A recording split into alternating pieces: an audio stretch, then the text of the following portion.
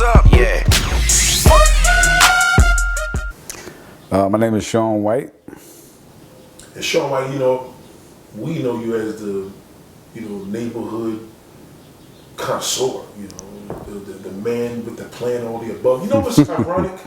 You being a barber, I just seen something recently and everybody's talking all about this stuff about, trendsetters. Do you consider yourself a trendsetter? I don't see it until like years later, if I watch a video or if I see something else and I see that I influenced it or something like that, then where somebody might build their store like mine, or they might hire people that I've hired in the past, or use a form of advertising that I've used, then I say, yo, I did that like a couple of years ago. So in that sense, I do see it. I do see it. I mean, you don't speak on that though, right? So then that becomes a thing of, so you know that you innovated things. The same thing like me, if I started doing all these videos pre-TikTok on the streets in 2013, and now it's a big thing now. Yeah. That is a motive trend. That's a major motive trend set. No. So you have done that. I mean, from beards, I believe in the borough of Staten Island, New York, you were born and raised here? Mm-hmm. Born and raised in Staten Born and raised, yeah. Originally in West Brighton, and then I moved to New Brighton. I lived in 810 Henderson in the projects in West Brighton. Our apartment caught on fire, and then we moved to New Brighton. I never knew that. Now you moved out when your mother and father was both out here? Yeah, they were together. Yeah, my mother and father originally from Brooklyn, Bay Ridge. My father was in the military, and from what I understand, he met my mother in Bay Ridge. Yeah, same way how my father met my mother. Same thing. And then when the Verrazano opened, they came over here to Staten Island. Yeah, well, a lot of people was migrating to Staten Island from Brooklyn. Yeah. Okay, they were one of those. Okay. How many brothers and sisters do you have? I have 4 brothers and sisters. 4 brothers and sisters? Yeah, so I have 2 sisters and 2 brothers. I'm in the middle. I have an older sister who is a twin with my older brother, and then I have one more brother older than me, and then I have a younger sister. Wow. What actually got you into the motive of becoming, did it come from your father, mother in regards to being a barber? I don't even know to call you. I couldn't even call you a barber. I think that calling you a barber is like calling me a content creator. Now I found out years later that my great-great-grandfather was a barber and a number runner in Charleston, South Carolina. So I found that out way later after my father passed, like meeting his family or my family, meeting, and they telling me, oh, it runs in the family, the barber stuff, whatever. Also, my brother's a barber. So after school, yeah, my older brother, my oldest brother who's a twin, I used to have to go to the barbershop after school and stay there until my mother came home from work. So I was always inside of a barbershop.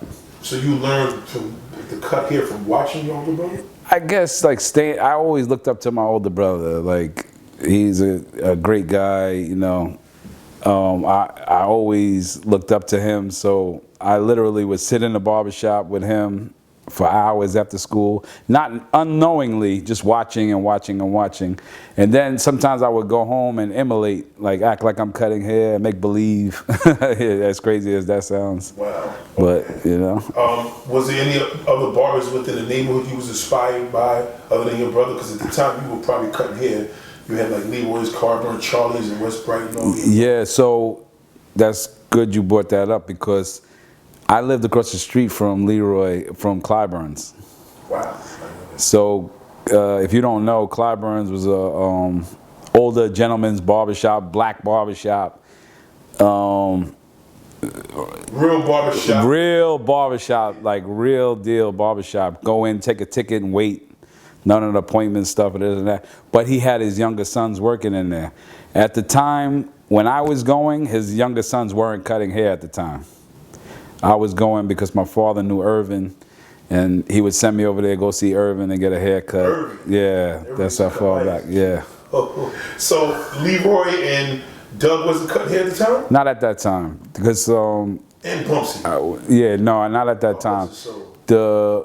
It was just the brothers. I think there was like 3 brothers that were cutting in there, and maybe Irvin. I don't think Irvin's related to the Clyburns, but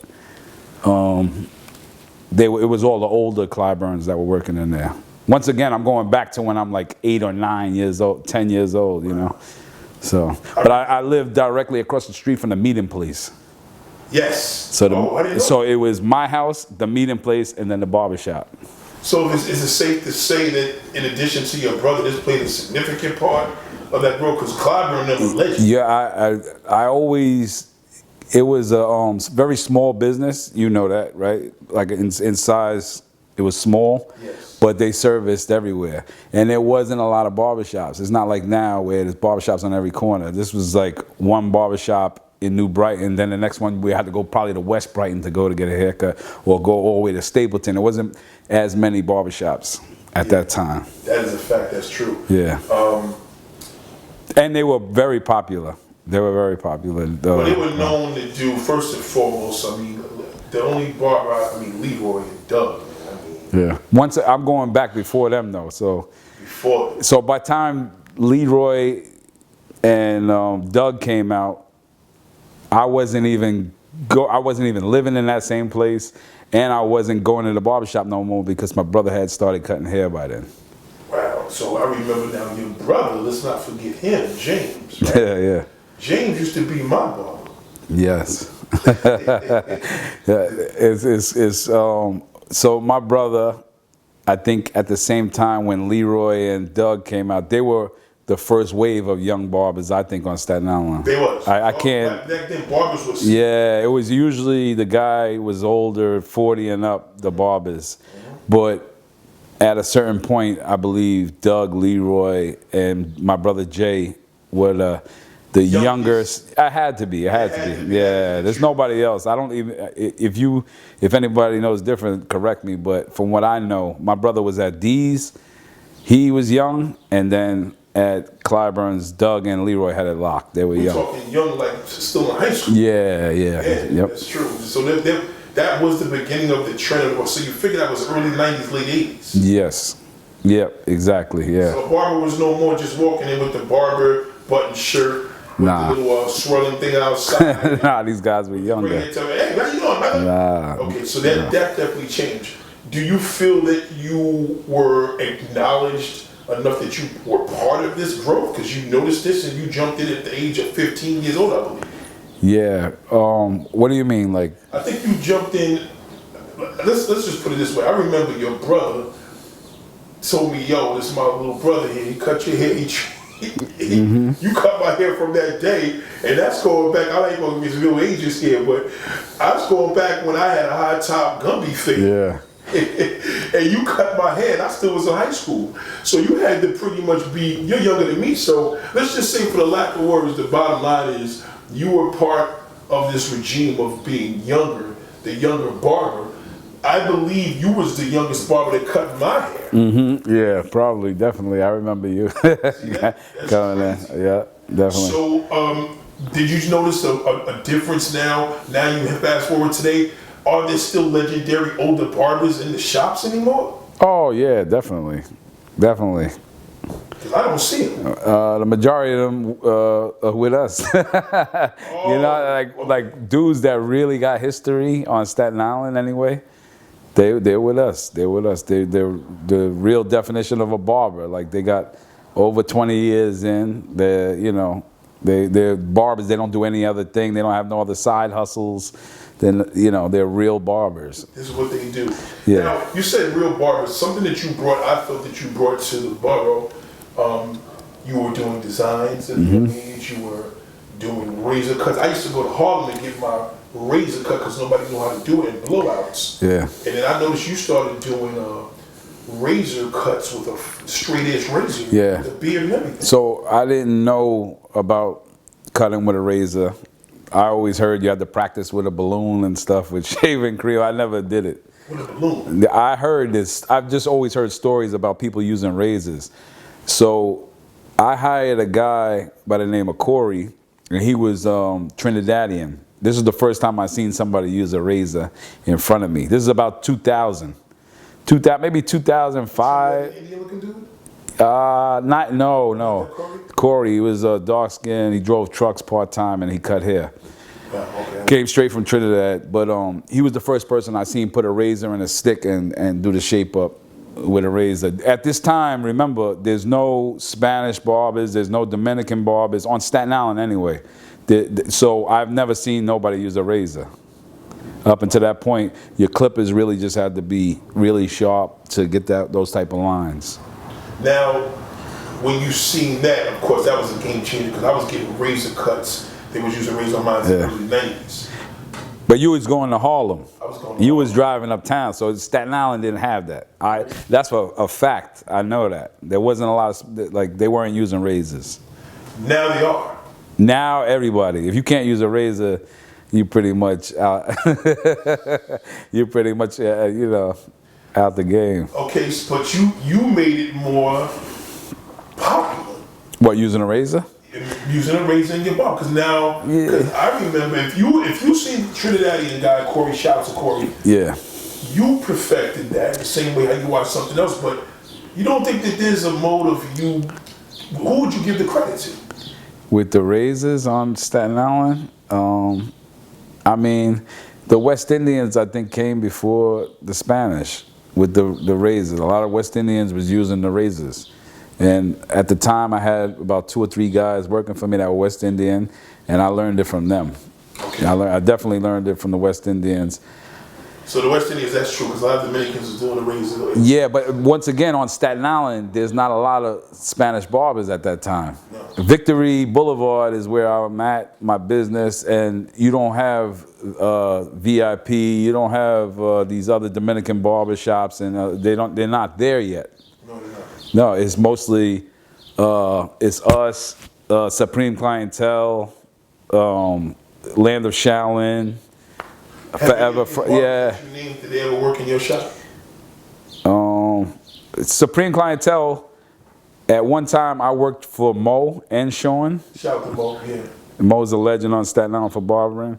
He didn't start in your shop? No way, no way. I worked for him. He opened Land of Shaolin, and I left Roots and Culture for about 4 or 5 months and went over there to cut at Land of Shaolin. Roots and Culture wasn't your shop? No, that's Adisa Mangin's barbershop. That's Adisa shop. Oh, Yeah. I didn't know that. Okay. Shout out to Adisa. Shout out to Adisa. So when you worked at Supreme Clientele, that was first thing you worked at Roots and Culture. When did you open up your own? No. I didn't work. I worked at Roots and Culture first. First, and then Supreme Clientele? But before that, I worked at D's. D's, right, that's why I met you. Yeah, because my brother worked at D's. Yes. And he basically, I wasn't really officially a barber yet. Like I cut my friend's hair, and then my brother went to Desert Storm, Operation Desert Storm. That's the Army. Oh, damn. He was in the Army, so he got drafted. Salute for your services, huh? Yeah, so my brother Jay basically said, listen, you're gonna come here and work and take care of my customers. So I already, he kind of threw me in the mix. And I really wasn't able to, like, I wasn't at that time, I wasn't a professional barber at that time. I worked with Kazoo, Eric, Hakeem. Yeah, I go way, way back with barbering, man. That's the thing. Like, there's a lot of light-skinned barbers back. yeah, there's something about light-skinned barbers. Right? Now the thing is, light-skinned barbers, biracial barbers, all the above. Was you accustomed to cutting non-black people's hair the same way? The crazy thing, some of my first customers, all of my first customers were black, right? But I had a couple of Guyanese friends. One of my best friends, Raymond, him and his brother, Lawrence, their hair was straight, straighter than a white person's hair. Yes. So the first time cutting them, I really worked hard. No, I messed them up. You know what I'm saying? But they would keep coming back to me because the haircut was free. It was my friends, you know? Oh, so right. I end up really getting good with straight hair through them at first. You learned that through them? Yeah, through them, yeah. So now that's how come, because you have a significant... Everybody else was black and was getting the flat tops and the fades and stuff. It was nobody really in the hood had straight hair. You know, you might get a Spanish kid. Once again, it's not a lot of Spanish people in a black neighborhood back then. You got one Spanish family, 2 Spanish families, but I was cutting them, but I wasn't doing it enough to to really become nice at cutting with straight hair. I didn't know. At that point. Well, their hair looked like it was silky and Yeah, one false move and it's yeah, that's it. So now, with that being said, you had all these different customs, different cultures. Roots and culture, was that significant to the motive you cutting these different dialects of hair? All right, so I come from D's originally. That's the first shop I ever, well, the first professional shop I ever worked in. Right. I go there, I'm cutting hair there. Adisa opens Roots and Culture. Tyreek, who owns Richmond Hood, is good friends with Adisa. He's working with me in D's. He said, I'm going over here to work. And I know Tyreek was really on a good path, so I wanted to go where he was going. I go over there with him. I start working with Mo Bella, right. Mozart. He is going to school in New York.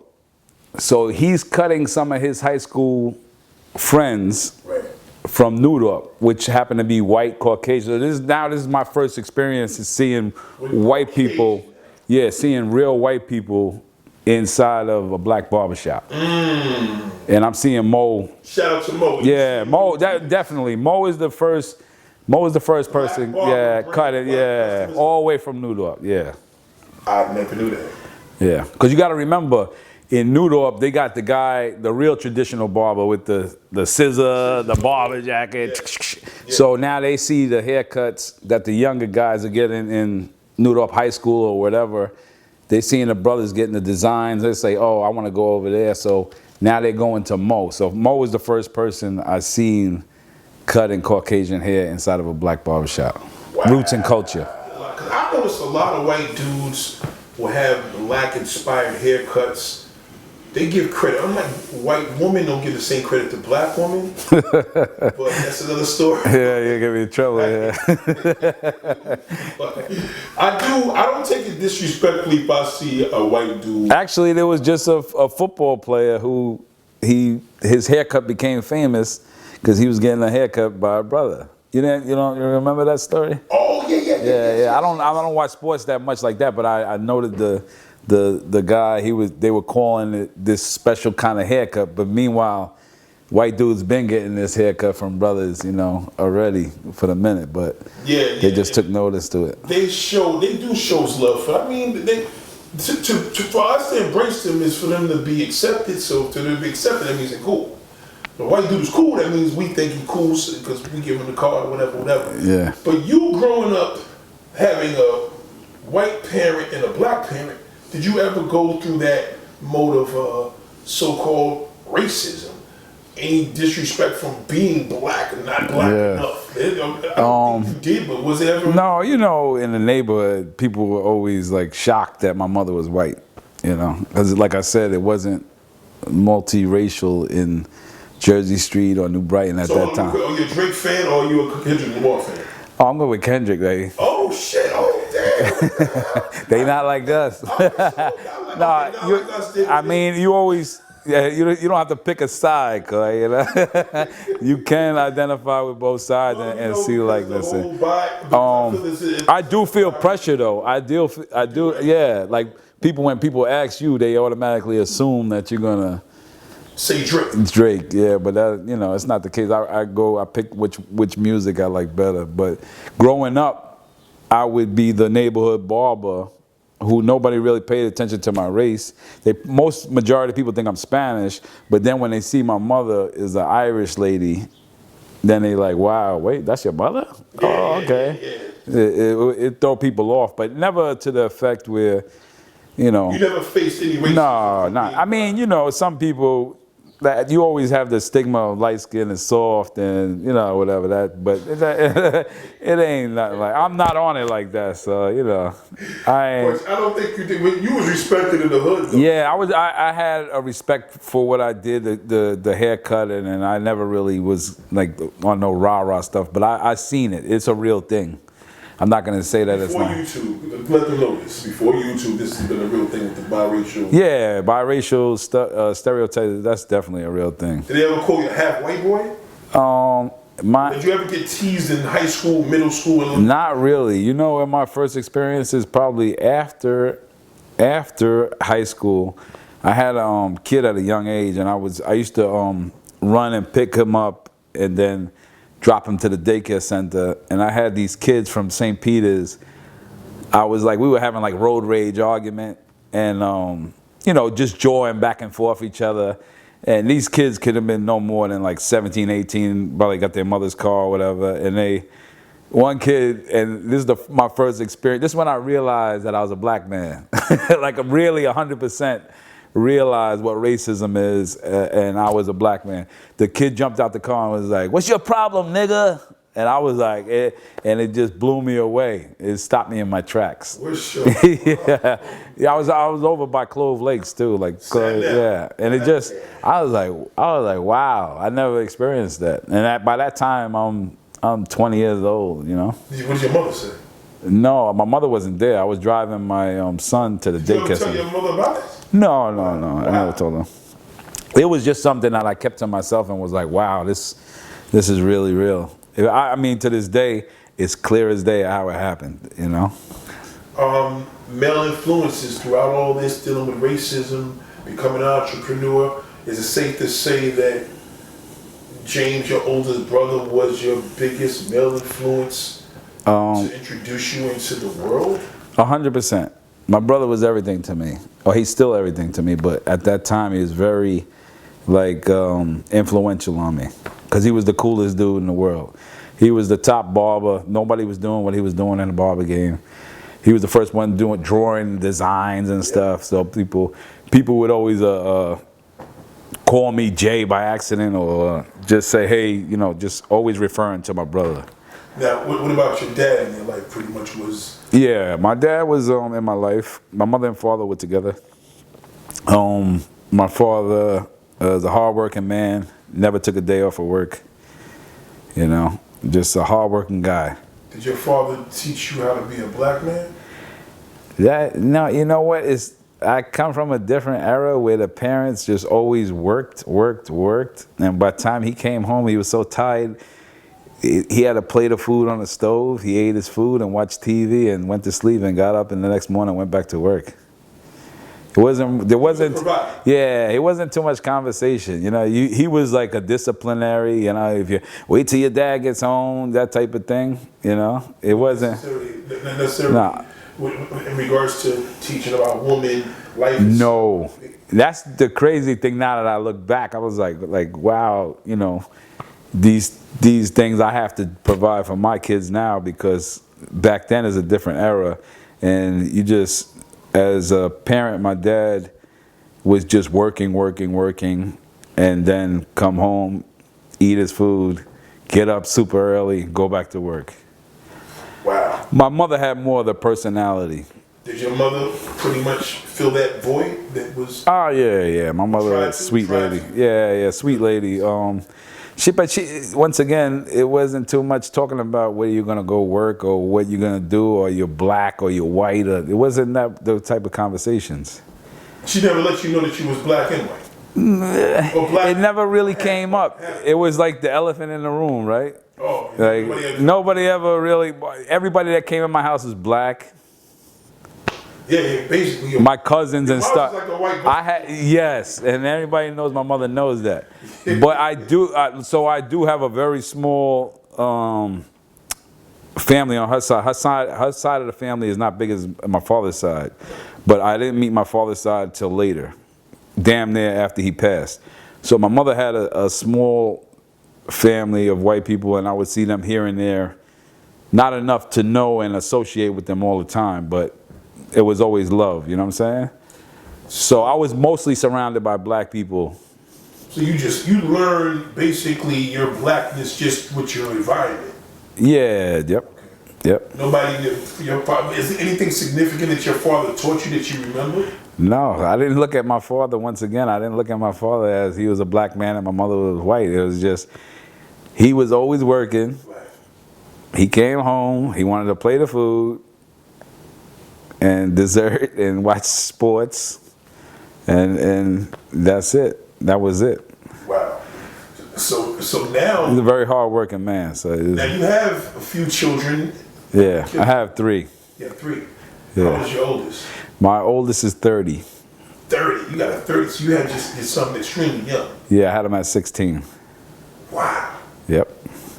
Okay, so now, do you find yourself, now that you have children, now that whatever your father didn't do in regards to the teaching modes, do you do that more, or do you find yourself kind of like lacking it because you haven't been taught? I do lack it. I do lack it because, once again, I'm like my dad. I'm a workaholic. I work 7 days a week. I work from 7 sometimes in the morning until 7 at night, 8 at night. So I work a lot of hours. I deal with volume. I work a lot of hours. You know what I'm saying? You took that after him? Yeah, I think so. I think so. Even though we were in different, my father worked for like Shearson and Lehman, so it's not that he wasn't a barber. Yeah, I remember that. Yeah, they end up turning into some. Yeah. I used to work at Shearson and Lehman back in the day with Fat Boy Fred. You know what? So I'll give you an example. When my father passed, I found some stuff that, you know, in his things, and they had gave him an award because in 28 years he never took a day off. He never took a day off. That was that one job for 28 years. That's at Shearson Lehman before I think they changed and turned it to American Express or something else, but he never took a day off in 28 years. We don't fall too far from Yeah. So do you see that instilled through your son? Do my son do that now? Yeah, my son and daughters, right? Yeah, my son's an iron worker now for the past year. But even before that, he had jobs, and he's pretty much a workaholic too. Like, just constantly at work, go home, go to sleep, get back out on the grind. You know. Well, and then you have a little one now, so you have daughters. Yeah. When do you see the transition now, being a father and to the daughters? So my daughter, and this is the scariest part, my 19-year-old is probably more like me than any of my kids. Yeah. Wow, I'm a workaholic too. Not even that a workaholic, but she does nails. Okay. So she started nails probably, she's 19 now, so she's probably like 17, 16. She started doing nails. And I seen her popularity grow in doing nails so fast, like the same way that I did with the barbering. Oh, okay, so that same story of how she got into entrepreneurism is how you got. Yeah, and I see the growth. Like it's not like she just does nails on the side. Like she's doing nails at a level that she should. She probably too young to be doing it at now. You know what I'm saying? Yeah. Well, where's she out of? She's in New York, or well, she was in New York for probably, you know, up until now, but she just recently moved to Georgia. So she's in Georgia now, Atlanta, Georgia. And she's still doing nails, you know. You think it's better for her here? I would love to have her here, but you know, her mother had a job opportunity in Georgia, so. Okay. But I think it's good for her though, because of the way like Black enterprise is in Atlanta. You know what I'm saying? The way people support each other out there in business. So now that has rolled into the children. That's a great thing. And the little one, she's a little too young for that right now. Yeah. But can you say throughout all this right now, granted, you know, the provider, or do you still consider yourself a provider? Do you see yourself as a provider, or do you see yourself as a dad or a father? With my kids, just in general, a provider or a dad. I'm leaning more towards the dad part now because I'm getting older. I'm 48 now. So I do try to like make time for stuff that I didn't make time for in the past, you know, where I would say, hey, just, you know, I can't make it. I'll see you guys. But conversation. Now I find myself taking off of work and making those. Yeah, because some of that stuff you ain't going to get back. You know, the time and the memories you ain't going to get back. Now, when you're doing beards now, that this look can last for one day. Oh yeah, everything. You find yourself, has that changed? Like, is that still the impression of a straight man, or is that the impression of you know, the gay community has seemed to take that over basically? Yeah, I don't even think it's like gay or straight or whatever, you know, whatever, how you identify.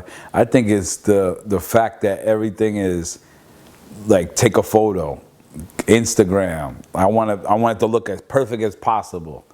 I've seen people, you know, they get temporary stuff, sprays and dyes and stuff like that, just so they could take the pictures, you know. Just for the picture. More customers are asking you after you cut the hair, could you use my phone and take a picture of me?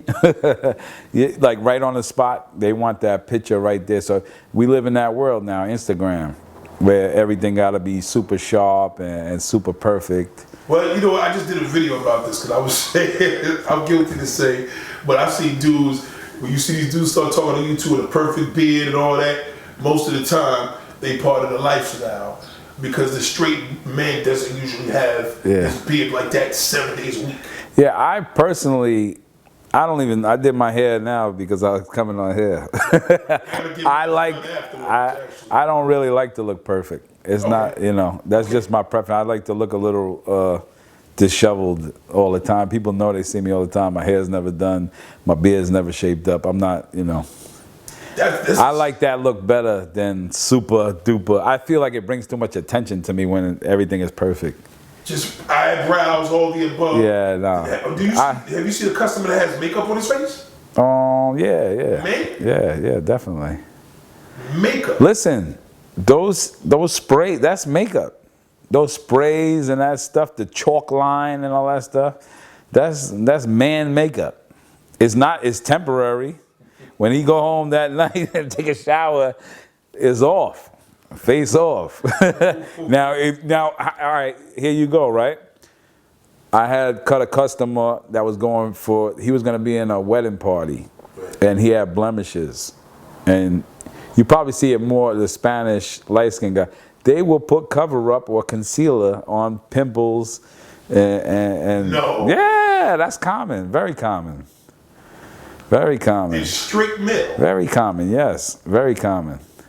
You don't look at that any different.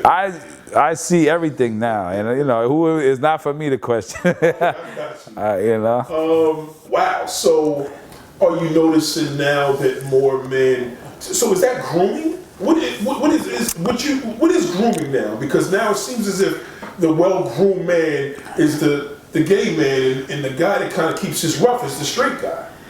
That's a false, yeah. Okay. Because now I see a lot of gay dudes with big beards. Everything else is super manicure, but they got this big beard. It's a matter of preference. Oh, so the beard's sloppy? It's sloppy, yeah. Okay. Yeah. I've seen that. So I thought it was when their beards are perfect. Everything is now what not supposed, like, you know what I'm saying? Whatever your perception of things is now, they flip it. They put it on its back, like. You know, it's very common, you know what I'm saying? Like, to see people mixing and matching different styles, you know? What do you see now with the middle-aged man that is balding or... The tattooing. Gray hair, what do you... Tattooing and dyeing of the hair. You know, if their hair is falling out, they get micropigmentation. That's when they tattoo the line. Tattoo the line? Or when your beard is gray, they put the dye on the beard, the black... You know. Now the dye on the beard, what's this myth? That's common. You putting the dye on it gets whiter. Is that true? It seems like it. Oh, I said it seems like it. Okay, I did hear that. Because I've done it. But you know what it is? I think you start stripping that stuff all has chemicals in it. I think it starts to strip your hair down, you know? What? Yeah. And it's not good for your skin. There's allergic reactions, all kind of stuff. Yeah, that's true. That's true. So you would not suggest... What do you suggest a man to color his beard? For pictures? I don't even suggest it. Like, wow. It's a chemical, you put it on your face. I've used it. You know what I tell people? If your beard is longer where it's not sitting on your face, and you could apply it where the chemical is not really going on your skin, then you can get away with it. So in other words, if you're gonna dye your beard, you should have it longer so that the chemical is not sitting on your face. Right, okay. You understand what I'm saying? Right. Like, don't do it, you have a 5 o'clock shadow and you dyeing it. That's just not... It's not, that's really temporary because the hair is gonna grow out the gray anyway, so. So you wouldn't suggest, okay, that's heavy. Yeah. Um, Are men? Do you notice a lot of men balding at a younger age, or is this something that Hell yeah, hell yeah, younger? yeah, definitely. What do you do? What is your thing? You got to remember too, they're using a lot more stuff, more chemicals, more this, more that. They're using way more stuff than, you know, than back in the days. So now, keep spraying that black stuff. Your hair can't be liking that to, you know, for you to, your hair is gonna break down. Spraying chemicals, you know. Wow. That's what I think. I see a lot of young kids. They want everything to look super shape up, super sharp. So they're going more often. They're using more chemicals, more this and that, and it makes your hair fall out at the end of the day. That's what I think. Now you're speaking trendsetter points here. So could you look at a man, no Diddy, and say, you know, this is what you should do. Could you look at every individual and know what the? Oh yeah, that's what I do all day for my job. That's what I do. You can tell. I can only recommend certain things. I can't, you know. Can't tell, but you could recommend something that will fit there. Yeah, I think so. Yeah. And that means you can see something on them that's not good. And try to work around it. Yeah. Interesting. Okay. Try to work around it. Are you taking the title of trendsetter? Because it seems like you downplay it. No, I mean, you know, like I don't want to be. I'm not like, you know. Yeah, I'm not on it like that. Well, this is from my perception, personally. Okay. My perception is I've noticed a lot of people that you have launched. You have, you know, listen, you cut celebrities' hairs and you don't even trip and talk about it. Yeah. I mean, a lot of people don't know. Well, I'm gonna say it. You correct me if I'm wrong, but you're probably behind Method Man's shape up of his beard more than any barber in the world. You have physically done that, and that's his famous trademark. Would you suggest Method Man to have that same beard, for example, before I go on to what I'm saying, with gray versus dyed? No, because he's acting, so he has to put this perception on, right? Like, or he's presenting a certain look, and if you see it now, the beard is a little longer. Right. It's not low, and he's dyeing it, and I think he uses all natural stuff too. From what my last conversation with him about it was, he tries to get stuff without the pneumonia in it. Even Fat Joe right now, he has a product out. Rewind is called. Yeah, I've seen it. Where all the harmful chemicals are not in it. But supposedly with those products, they don't work as good as the ones with the harmful. Yeah. I've dyed my beard before. I did it a couple times. You did mine once. I've dyed my beard, but every time I get irritated, so. Is Method Man's beard better this way? Or the way, like, if it was you doing it, like, he was in your chair, what would you do? So when I was cutting his hair, he would dye his own beard. He had it down packed. He had the Just for Men, and he would do his own thing. He had it down packed. So I would shave him, shape him up, and then he would, before whatever he got to do, he would dye it himself. He always did a good job. Okay. Yeah. That was shorter? It was shorter? The beard was shorter. The beard was shorter. Okay. But he always ran the risk of getting irritated. Right. He has very sensitive skin. Uncle Jay actually has a beard like that. I've never seen him with actually the same cut as Max. No, I've never seen it with it. So I say all that to say, you play these modes that trendsetted from celebrities. Redman, you cut his hair too? Yeah, I've cut Redman's hair. So you cut? I've cut Ghostface. I've cut Raekwon. Okay. I've cut RZA.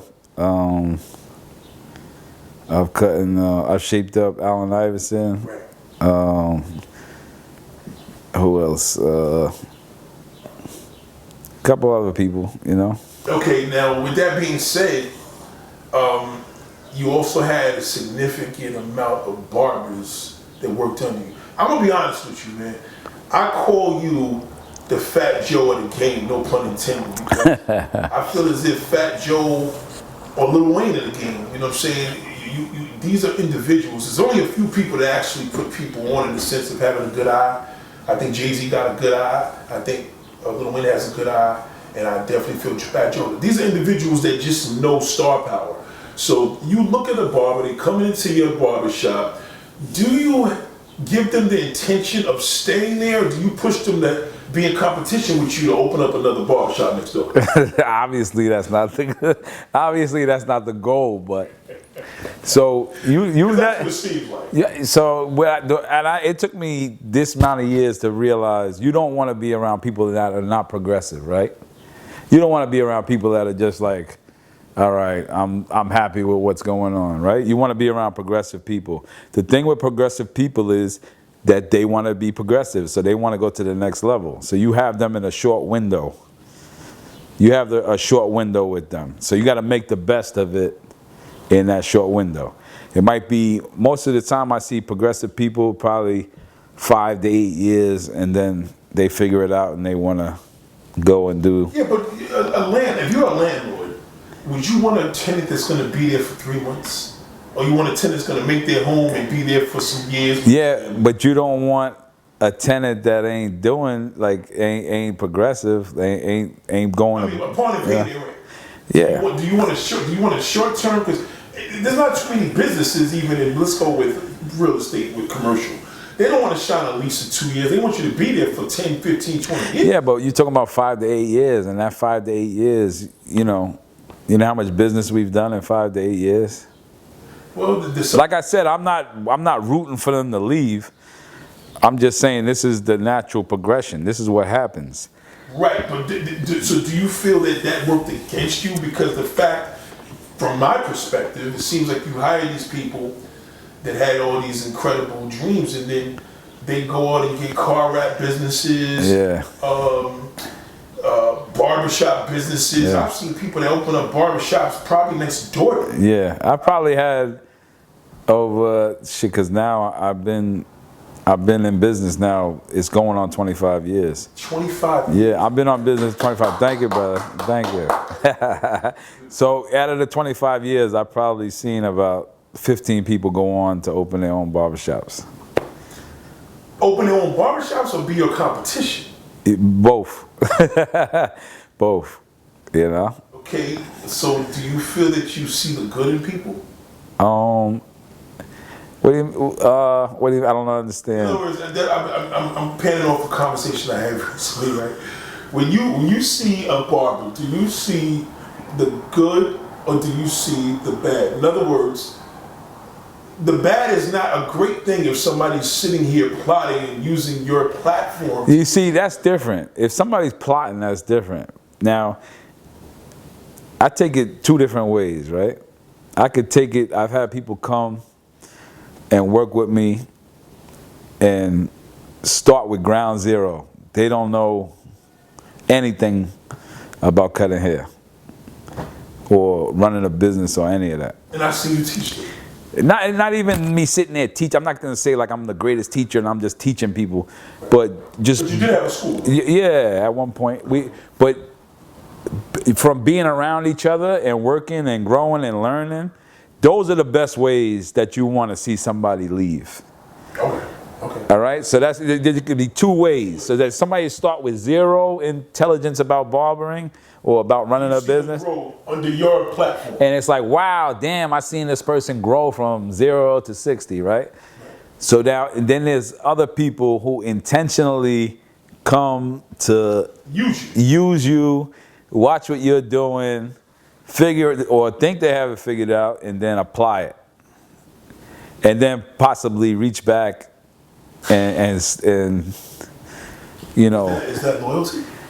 Nah, that's not loyalty. Okay, what is loyalty in all right, I can give you 2 different examples, right? I'm not gonna. Yeah, I'm saying that personally happened to me. Okay. All right. I had a guy. I don't want to put people's name, but one guy, Henry, right?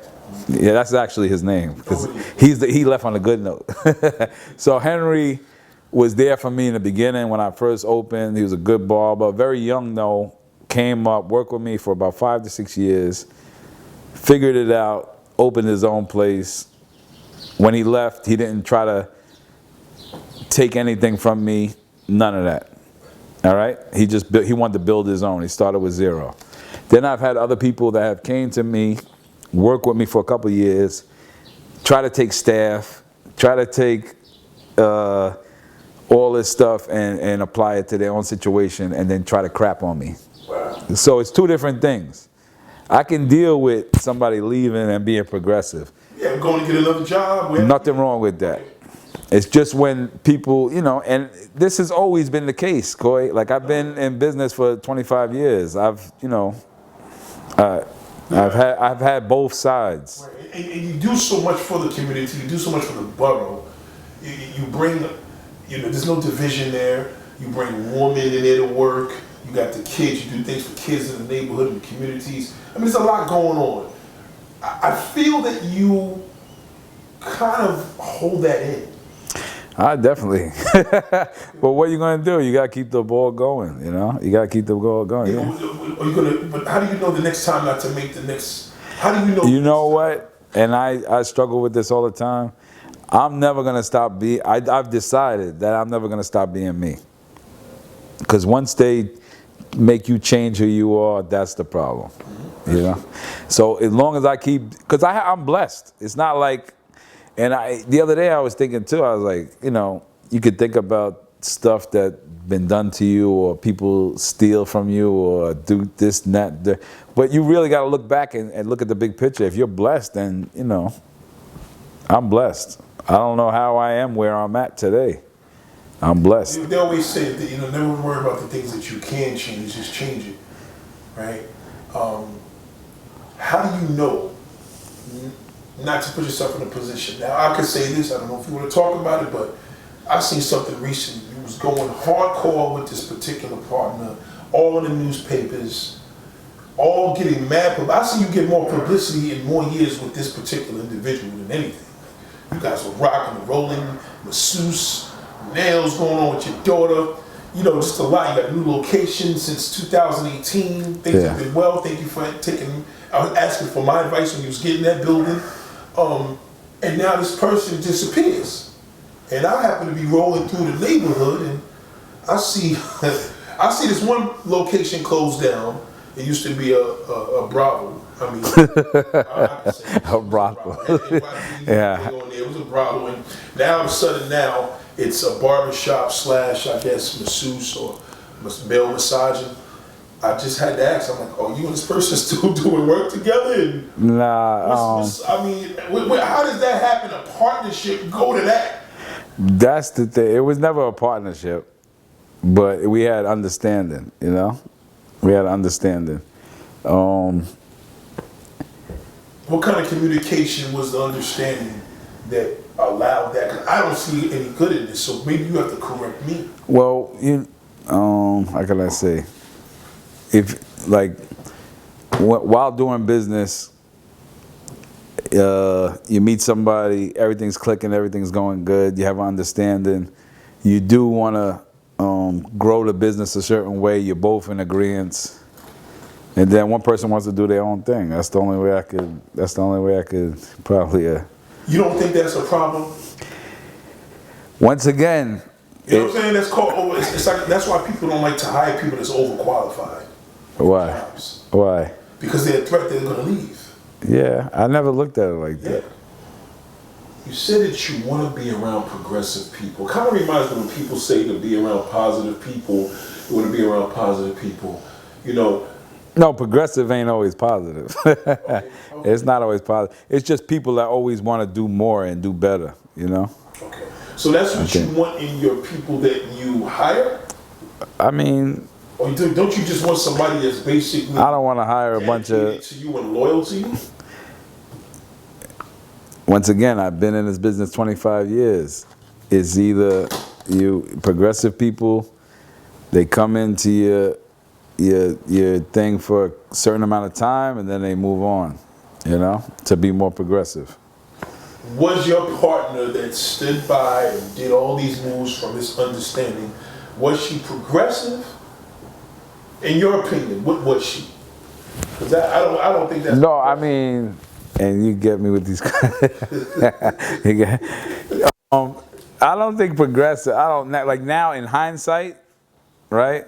In hindsight, now that I look back at it, it's not really progressive. It was like, all right, I'm going to take what I could take out of here and create my own thing. I love the Lil Wayne humbleness. I love the Fat Joe humbleness. I love when people are behind people and they become bigger and they just stay low key about it. Because you don't see Wayne talking about Drake or Lil. Yeah. Now he just be laying low. You're kind of doing the same thing here, right? So the progressive. Do you think your downfall is looking for people that are progressive? When if you're the boss and you're the leader and you're in charge, that's all the progressive they need. No, nah, and look, like you said, it's not really a downfall because I'm blessed, right? Like I'm not. Progressive with this ability to do what you. Yeah, I'm blessed. I'm 25 years, and Right, but you want somebody to be your boss at your own business. Do I want somebody to be my own boss at my business? No. But you do want to be around people that take initiative and they move forward and Is that realistic? Yeah. It's not realistic. I think it is. Let me tell you something why it's not realistic. Not for people to like. I have relationships with people. Maybe you don't want to hire no complete loser. All right, after 25 years, maybe 2 people that I could say really fucking screwed me. You know what I'm saying? In leaving. I think I'm maybe 2. Maybe 2. The dude, I can say his name. The dude Jose, the Puerto Rican dude that looked black. I didn't even think about him, but that's fun. Maybe 3. That was a little extra there. Yeah, I mean. And then I remember the girl. This one that you were doing all this publicity. Yeah, I went through it with John too. That had Forever Fridays. He had Forever Fridays across the street from 61, IS 61. Yes. Okay, so were these progressive people or were they opportunists? They're very. You understand where I'm coming from? No, yeah, and you're right. And it's easy for you to say that. I don't want to say that. Opportunist, because I just know this is how it works. You can't hire an opportunist for what you do. You're too progressive. You know what it is? It keeps the ball rolling for another 5 years. Unless you're looking for somebody to take over, God forbid you ever want to leave. Yeah. You need employees. Yeah, so you were saying like, I never even thought about what you said. Never hire overqualified people. I don't even look at it like that. I look at it like I want the best talent around me. I did it recently when my man was getting a bus driver job. Before he got the job, he was desperate. Okay. He was level. The minute he came in there with the training outfit, he was like, "Yo, I'll meet you there." And I'm like, should have jumped that whole uniform's gonna destroy this job today. I knew it. And you know what he did? It did. Because now he's not comfortable. It's like working in new sneakers. You couldn't go out and work in no fresh sneakers. You're gonna feel I can't drive in certain sneakers. Yeah. Right? He meets me at the job and he's watching his clothing. He's watching everything, and then at the end he complains, "Oh man, I thought you said that was it." Thank God 2 weeks later he just got in. So he got into MTA, that's great. The point of the matter is he could never come back. Yo, you good this weekend? But the mission is complete, right? He's a better person now. He leaned on you for a certain point, and he's became a better person. Right, but I wouldn't put myself in a position. It didn't necessarily tear your business down. No, he didn't, but he... That's where I have the problem. Right. If you tearing me down to do that, then it's a problem. Because like I said, I've had people leave me and open up their own places, and it's never been a problem. I've thrown, like, going away. You inspire for people to open up. I don't inspire. Right. Like, it's not the top of my priority for you to go and leave and do your own thing. Okay. But if you do it, and you do it in a fashion where you're not taking nothing away from me, and our couple of years that you were with me is a blessing to me and you, then it's good. Well, that means if they open up a Barber, let's say on the other side of the borough, far away from you, 7-10 miles, because Dunkin' Donuts, you can't open up within 2 miles of it. Yeah, there's like a clause. Something like that, right? There's a closure in there. What if that person's on the other side of the borough and they're taking the white customers you got? No, I mean, nah.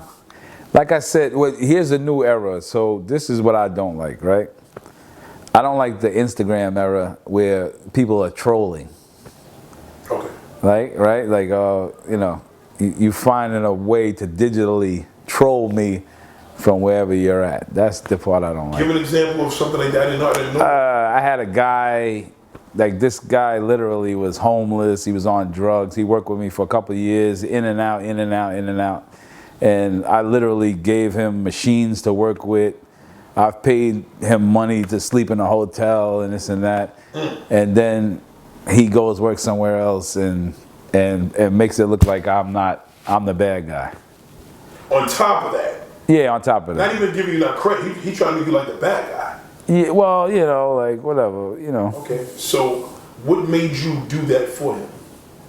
Just because I'm interested in people doing their best when they're working with me. Okay. All right. So like anybody, if you could get, When they work, you might be able to get one person that could probably come and say something bad about me that they work with me. Right. Maybe one person. That's not bad out of 25 years. So, has there been something you want to clear up? What has been the worst thing you heard about Sean White, proprietor, business owner for 25 years of Against the Grain? This is right. What is the worst thing you heard that you want to clear the air? I don't think it's like I heard anything. It's just more so like, oh, I don't support them. Like you're not supporting me while I'm doing my thing. Like, listen. Once you step out that door, you open your own business, you're on your own. We don't have to be enemies, but it's business at the end of the day. So I agree with you on that point. Right. Where it's business. I'm not gonna, what, you want me to sit there and send customers over to you? I don't understand. I'm never gonna talk bad about you. You know, there's been instances where people have left and I've never talked bad about them. You know, I might be even really feeling some kind of way, but I've never vocalized it, you know what I'm saying? Right, you never do. Nah, I'm not gonna do that. So do you feel that you have a soft place in your heart enough that, do you want people to be good workers or do you want to push people to expand their business as a barber and open up a shop? Be honest, like straight up. Like, No, are you looking for good workers or are you looking for, because one is an opportunist and one is going to look for loyalty. I think One is looking for a home. Excuse me, a home. No, that's a hard question to ask. You understand? That's a really hard question to ask. But like I said, I've always come into this with thinking that you're only there for a small window. Because why can't they be there for the long haul? Like, I'm looking for a home. Because nothing's forever. Right. What do you think you got? Your home is forever. Even when you pass away, it's still your home. Yeah, God forbid, you know, I don't like to talk about death like this, but they're still going to call you, if you were born somewhere, you're still going to be part of that motive, you know. No, I have people that have left, and I still consider them. Adisa is a perfect example. I worked for Adisa. Right. I left him after so many years. I opened my own place. Right. He still got love for me. I got love for him. He literally could come in my shop and say, I got to cut somebody's hair. Yeah. And it's no problem. That's dope. That's dope. Well, that's his home. Right? So native, what did you say, you was born in Staten Island? Yeah. So God forbid you move to Jerusalem and you just leave the earth, you're still going to be a native Staten Island. That's your history, right? Okay, yeah. So the home is always home, and home is where the heart is. I feel that if you had workers that were looking for a home versus somebody that's looking for an opportunity. I've had guys that left, and I generally, not generally, well, what do you say, like, sincerely was happy that they opened their own place. Okay, yeah, but where their own place at? Not even far. Okay. Not even far. Within 5 to 10 minutes. Yeah, but there was no competition. The thing is, the same person, they reach back and take somebody out of my store. Okay, there we go. Okay, so leading up to you leaving, I'm happy for you. I'm like, yo, congratulations, you know, just, you know, do your thing, whatever. But they come to your shop to take another barber. Well, they were there, and when they finally left, they took a barber. That's happened mad times. It's not something that's new. You never let them back? Yeah. Wow. Why? Because once again, good, man. I want to keep the wheel rolling. Like I want to keep the wheel. So rolling. is it safe to say you see the good in people more than the bad? I don't think it's good, Corey. Like you keep saying that. I don't think it's like good or bad. I just want day to day. I want the best talent around me. Even if they swipe you.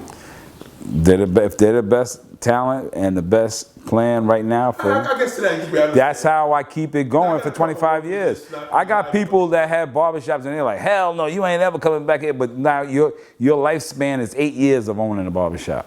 I own for 25 years. Right. So people leave. No. Okay, I got you on that. So even if a person has a drug, I always believed in volume, having more people, more barbers, more different ethnicity barbers, more like the more the better. Good barbers. Yeah, more the better. More the better. Your brand is known solely for cuts that represent you. Yeah. Yep. I mean, okay, so you did say one thing because I thought you would have downplayed that.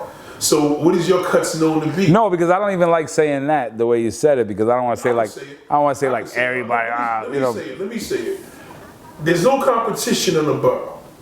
Now I'm pretty sure there's a lot more better barbers that have came upon since. Oh, there's a lot of great barbers on Staten Official, Island, yeah. But I still think legendary wise, it hasn't been a shop that is doing the competition and things that you guys are doing.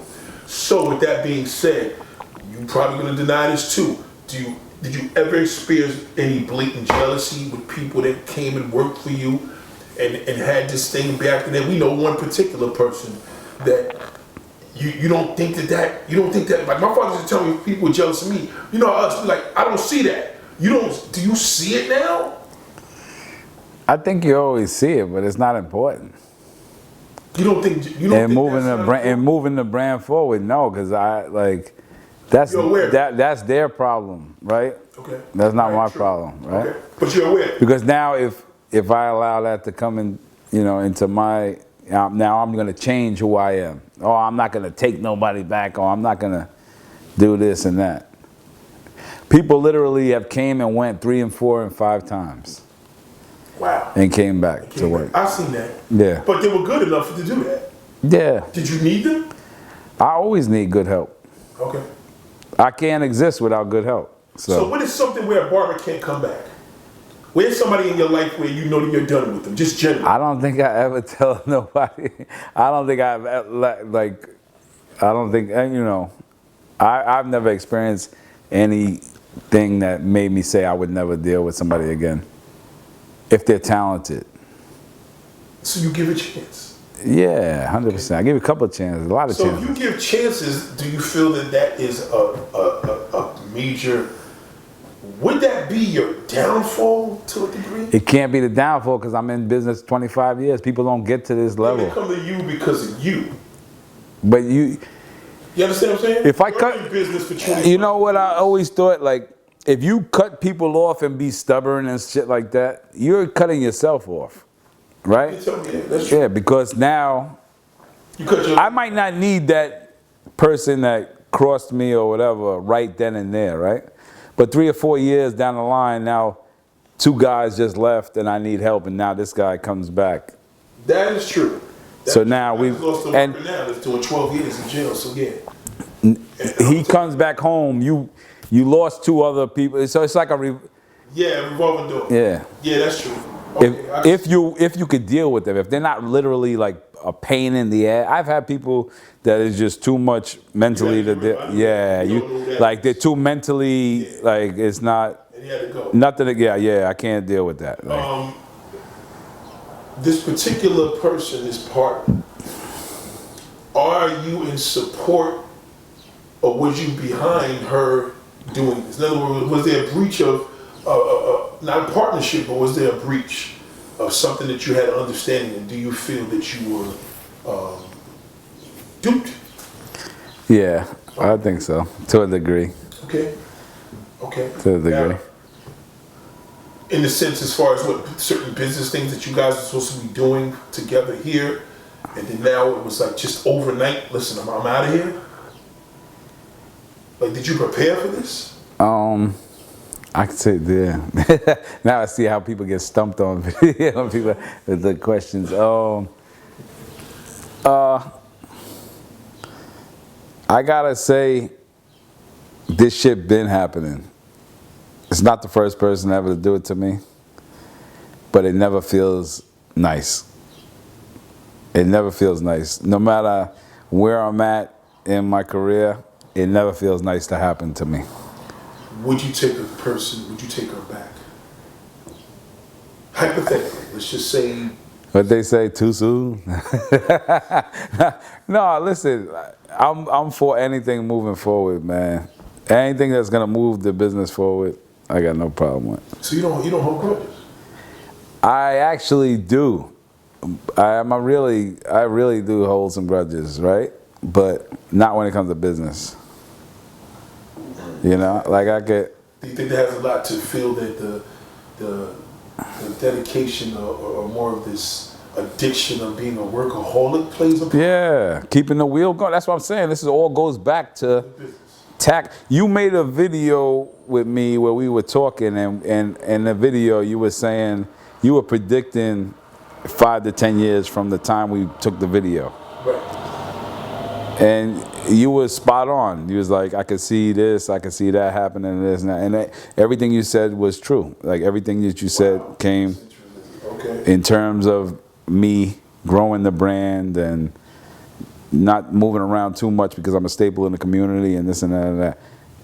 That was spot on. So I think the only way you do that is by not holding grudges, you know? I think that's inspiring. So do you encourage more people, whether it's business or not, is this relative and personal relationships, are grudges useless is the question? No, because I'm probably not as good at letting grudges go in any area of my life besides business, you know? Well, you inspired me not to hold grudges. Yeah. You called it grudge holder. Yeah. Yeah, I don't believe in cutting people off and doing stuff like that. Oh. But then, Corey, here's a whole other side of it. Some people aren't motivated unless they have like that type of aggression. Like they got to create that type of aggression. You know what I'm talking about? That's true. Yeah. I can't really give you an example. No, I could give you an example. Like they're not motivated unless it's you versus them. Well, there was a dude, this rich dude I know, this Russian Jew cat. He said he gets motivated by problems because that's what makes him strong. Because when he solves it, then he moves into the next one. Bring it to him. I've had battles with people like that. Yeah, he told me that shit. Yeah. Shit. And I'm looking at them like, yo, we don't have problems. Like, but in their head and to motivate them, they were like, nah, you my op. You're my, what the young kids say, op. You're my opposition. Yeah. So that in your op, so those are the people that bother me. Okay, so when we say as black people, we all stick together. If somebody open up a barber shop next door with the same color scheme and everything that worked in your shop, as if this is part two, I'm pretty sure people try to use it with your old location, they tried it and failed. What would you say to that? You can't really say nothing. You got to go based off of what you've been through. I know that shit don't work. Right. I know it, Corey. I know that shit don't work. And I went up against like really talented people. Right. Look, I went against a really talented barber, and that shit didn't work. Okay, you did. This guy literally had me up at night worrying about business, and it didn't work. I think if you stand on your own, if you keep that same, and you don't change who you are, and these people are like, they're fueling themselves with making you their enemy and stuff like that, that shit don't work.